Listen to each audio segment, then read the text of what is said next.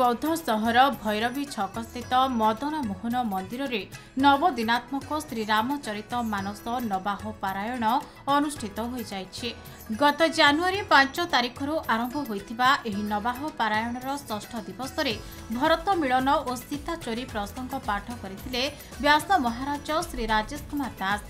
शताधिक रामभक्त अति भक्ति सहकारे रामचरित श्रवण करथिले। रामभक्त श्री तुलसी दासଙ୍କ रचित श्री रामचरित मानस आजिकार स्खलित समाज को संस्कार और संयमतार नूतन दिग्दर्शन प्रदान करी एक सुस्थ समाज गठन करने मार्ग प्रशस्त करुवा बेले रामायणर आजिर प्रसंग उपस्थापन निजको विभिन्न चरित्र में सज्जित करी सुंदर अभिनय माध्यम उपस्थित राम भक्तों को राम रसरे उद्बुद्ध करने को किछि कलाकार प्रयास करथिले एवं भक्तगण मध्य कलाकार मानक अभिनय माध्यम आजिर प्रसंग गुड़िको प्रत्यक्ष भाव उपभोग करुवा देखा मिलता।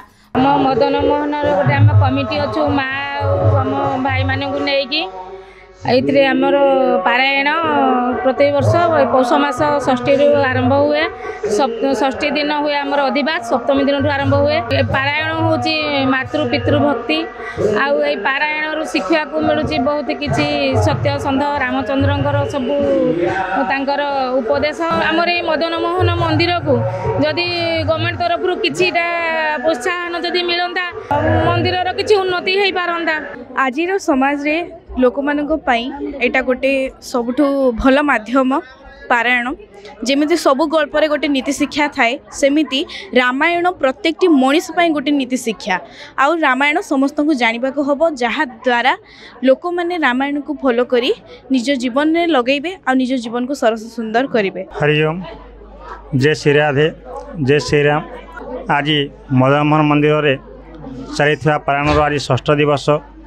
यही षष्ठ दिवस रे आज भरत मिलन चरित्र एवं सीता चोरीर चरित्र पड़ता। ये बहुत संख्यार योगदान देते भक्त मैंने एवं एठिकार मो बापा जे कि बर्तमान स्वर्गवास होगले से 30 वर्ष है पारायण कर आसुले आज मु पारायण करुचे। बौद्धर जयानंद मिश्र रिपोर्ट, खबर ओडिशा।